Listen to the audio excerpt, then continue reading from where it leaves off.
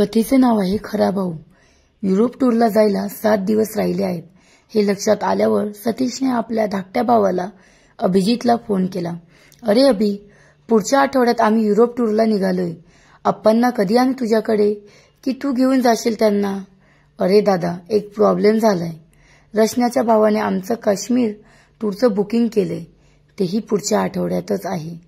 त्यामुळे सॉरी, मी अप्पांना नेऊ शकत नाही। अभिजितने असं म्हटल्यावर संतापाची एक तिडीक सतीशच्या डोक्यातून गेली। अरे पण तुला विचारूनच मी युरोप टूरचं बुकिंग केलं होतं ना। त्यालाही आता 3 महिने होऊन गेलेत। तेव्हा तू हो म्हटला होतास आणि आता सांगतोय जमणार नाही म्हणून। तेही मी विचारल्यावर। आता मला सांग, मी अप्पांना कुठं ठेवायचं? दादा, तुला माहितीये रशनाचा स्वभाव कसा आहे तो। तिने एकदा ठरवलं की ब्रह्मदेव सुद्धा तिच्या प्लॅनिंगमध्ये दखल देऊ शकत नाही, तेव्हा प्लीज माझ्या घरात भांडण लावू नकोस। राहिला आता अप्पांचा प्रश्न, तर तू रेणूला विचार ना, ती इथंच असणार आहे आणि तिचं घरही खूप मोठं आहे। अरे पण तेवढ्यात फोन कट झाला। सतीशने संतापाने मोबाईलकडे पाहिलं। अभिजितचं हे नेहमीच होतं। लग्न झाल्यापासून कधीही त्याने आई वडिलांकडे लक्ष दिलं नाही। खरं तर लहान असल्यामुळे तो आई वडिलांचा सगळ्यात लाडका, पण आई वडिलांना त्याने कधीही आपली जबाबदारी मानली नाही। 2 वर्षापूर्वी आई कॅन्सरने वारली, पण तिच्या आजारपणात 1 पैशाचीही मदत त्याने सतीशला केली नाही। मागील वर्षी अप्पांना हार्ट अटॅक आला, पण एखाद्या परक्या माणसासारखं हॉस्पिटलमध्ये अप्पांना भेटायला येण्याव्यतिरिक्त त्याने काही केलं नाही। अभिने अप्पांना रेणूकडे ठेवायला सांगितलं होतं, पण रेणूबद्दलही सतीश संशयच होता। रेणू एक नंबरची लोभी आणि स्वार्थी बाई होती। आई असतानाही ती आईशी गोड गोड बोलून भारी भारी साड्या, गिफ्ट उफळायची। परिस्थिती उत्तम असतानाही नवऱ्याला बिझनेसला पाहिजे असं सांगून तिने आई वडिलांकडून 10-12 लाख नक्कीच घेतले होते, पण परत देण्याचं तर कधीही नाव काढलं नाही। संबंध बिघडू नयेत म्हणून सतीशही कधी बोलला नाही, पण त्याच्या बायकोला भारतीला हे दिसत होतं। तिची कुरबुर चालू असायची, सतीश त्याकडे दुर्लक्ष करायचा। आई गेली तसा रेणूचा भाऊ, वडील, बहिणीतला इंटरेस्ट संपला। मात्र राखी पौर्णिमा, भाऊबीजेच्या दिवशी ती भावांकडून गिफ्ट घेण्यासाठी ती आवर्जून हजर असायची। एरवी वडिलांच्या तब्येतीची साधी चौकशीही ती करायची नाही। त्याने संशयक मनानेच रेणूला फोन लावला। अगं रेणू, आम्ही युरोप टूरला जातोय 15 दिवसांसाठी। तुला मागे बोललो होतो बघ मी त्याबद्दल। अभि त्याच वेळी काश्मीरला चाललंय, तर अप्पांना घेऊन येऊ का तुझ्याकडे? माझ्याकडे? अरे दादा, माझी नणंद येते बाळपणासाठी माझ्याकडे। मला सांग, मी तिच्याकडे लक्ष देऊ की अप्पांकडे? अगं पण तुझं घर चांगलंच मोठं आहे, अप्पा कुठेही साभावून जातील। नको बाबा, त्यांना परत अटॅक आला तर मी कुठे शोधत बसू डॉक्टर? त्यापेक्षा तू एक काम कर ना, त्यांना 15 दिवसाकरता एखाद्या वृद्धाश्रमात ठेवून दे, सगळेच प्रश्न मिटतील। रेणू, अगं आपण 3 भाऊ बहीण असताना त्यांना वृद्धाश्रमात ठेवणे बरं दिसेल का? मग तूच बघ बाबा काय करायचं ते। I am helpless. तिनेही फोन कट केला। घरी आल्यावर त्याला भारतीने अप्पाची काय सोय लागली ते विचारलं। सतीशने तिला सकाळी बहिणींविषयी झालेला संवाद सांगितला। अपेक्षेप्रमाणे ती भडकली। आपण काही ठेका घेतलाय का अप्पांना सांभाळायचा? या दोघांची काही जबाबदारी नाही का? तिचंही म्हणणं योग्यच होतं। मोठा मुलगा या नात्याने सतीशने आई वडिलांची जबाबदारी स्वतःहून स्वीकारली होती। अगोदर आईच्या नंतर अप्पांच्या आजारपणामुळे त्या दोघांना एकत्र कधीच बाहेर जाता येत नव्हतं। कोणीतरी एक घरी लागायचं। यावेळी अभिजितने अप्पांना सांभाळायला होकार दिल्यानेच त्यांनी युरोप टूरचं बुकिंग केलं होतं। हनीमून नंतर पहिल्यांदाच दोघं आणि मुलं एकत्र सहलीला जाणार होते। सहलीचे सगळे पैसेही भरून झाले होते आणि आज अचानक अभिने नकार दिला होता। ते ऐकून भारती रडायला लागली। तिच्या तोंडाचा पट्टा सुरू झाला। सतीशने तिला समजवण्याचा प्रयत्न केला, पण तिने त्याला निक्षून सांगितलं, मला काही सांगू नका। काहीही झालं तरी यावेळी आपण जायचं म्हणजे जायचं। अप्पांना नातवाकडून सगळ्या घडामोडी कळल्या। ते सतीशला म्हणाले, अरे कशाला एवढे टेन्शन घेतोय? राहीन मी एकटा, जा तुम्ही सगळे। असं कसं म्हणता अप्पा? तुम्हाला एक अटॅक येऊन गेलाय। तुमचा बीपी आणि शुगर नेहमी कमी जास्त होत असतात. कसं सोडायचं तुम्हाला एकटं? सतीश खरं बोलत होता. त्यामुळे आप्पा चूप बसले. टूरला निघायला फक्त 3 दिवस उरले होते, पण मार्ग निघत नव्हता. सतीशचं टेन्शन वाढत होतं.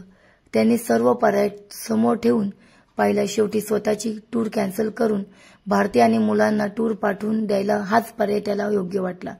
भारती संतापणार होती, शिवाय 2 लाखाचं नुकसानही होणार होतं, पण त्याला इलाज नव्हता. शेवटी त्याने निर्णय पक्का केला. भारतीला फोन करून कल्पना दिली. ती तर रडायलाच लागली, पण त्याने तिला समजवण्याचा फंद्यात न पडता फोन कट केला. मग ड्रायव्हरला फोन करून तयार राहायला सांगितलं आणि तो ऑफिसच्या बाहेर येऊन गाडीत बसला. गाडी ट्रॅव्हल एजन्सीकडे घ्यायला सांगितली. खूप टेन्शनमध्ये दिसताय साहेब, त्याचा ड्रायव्हर मोहनने विचारलं. हो रे बाबा, 3 दिवसांनी युरोप टूरला जायचंय, पण अप्पांना कुठं ठेवायचं तेच कळत नाहीये. मग सतीशने सर्व घटना त्यांना सांगितली. ती ऐकल्यावर तो म्हणाला, अहो मग टूर कशाला कॅन्सल करताय साहेब? मी माझ्या घरी घेऊन जातो अप्पांना. नको नको, कशाला? तुझ्या फॅमिलीला त्रास. अप्पांचं फार बघावं लागतं. त्यांच्या औषधांच्या खाण्यापिण्याच्या वेळा बघाव्या लागतात. अहो त्यात काय एवढं? आम्ही आमच्या वडिलांचं करतोच ना. त्यांचीही बायपास झाली आहे, तुम्हालाही माहिती आहे. शिवाय माझे वडील अप्पांना चांगलं ओळखतात. दोघांची चांगली दोस्ती होईल बघा. ते काही नाही हो, मी अप्पांना घेऊन जाणार. एका ड्रायव्हरच्या घरी अप्पांना ठेवावं हे सतीशला रुचेना. शिवाय अप्पांना तिथे कितपत आवडेल हाही प्रश्न होता. मग मोहनचा आग्रह पाहून त्याने अप्पांनाच विचारायचं ठरवलं. ठीक आहे, चल गाडी फिरव, आपण अप्पांनाच विचारू. ते तुझ्याकडे यायला तयार झाले तर माझी काही हरकत नाही. मोहन खुश झाला. घरी येऊन सतीशने अप्पांना विचारलं. अप्पांचाही चेहरा खुलला. ते म्हणाले, मोहनच्या कुटुंबाला काही हरकत नसेल तर मी जायला तयार आहे. मोहनने मग लगेच घरी फोन लावला. बोलणं संपल्यावर तो आनंदाने म्हणाला, सगळे तयार आहेत. आमच्या वडिलांना तर फारच आनंद झाला आहे. टूरच्या दिवशी मोहन अप्पांना घेऊन त्याच्या घरी गेला. नंतर त्याने सतीशला आणि कुटुंबाला विमानतळावर सोडलं. निरोप घेताना सतीशला त्याने आश्वासन दिलं, काळजी करू नका साहेब, तुम्ही अगदी निर्धास्त राहा. अप्पा अगदी सुखरूप राहतील. टूरमध्ये असतानाही सतीश अप्पांना फोन करून विचारत होता. त्यांचं एकच उत्तर असायचं, काळजी करू नको, मी मजेत आहे. इथे सगळी मंडळी माझी खूप काळजी घेत आहेत. तुम्ही टूर एन्जॉय करा. 16व्या दिवशी मोहन त्यांना घ्यायला विमानतळावर गेला. सतीशने अप्पांची चौकशी केली. अगदी मजेत आहेत अप्पा. खूप धमाल केली त्या दोघा म्हाताऱ्यांनी. मोहन सांगत होता. रोज सकाळी उठून मॉर्निंग वॉकला जायचे. मग दिवसभर पत्ते आणि बुद्धिबळ खेळायचे. मग संध्याकाळी एखाद्या मंदिरात कीर्तनाला किंवा त्यांच्या गप्ससारख्या ज्येष्ठ नागरिकांसोबत चौकात बसून गप्पा मारायचे. 2दा पिक्चरलाही जाऊन आले. 3 दिवसांपूर्वी अप्पांना थोडा ताप आला होता.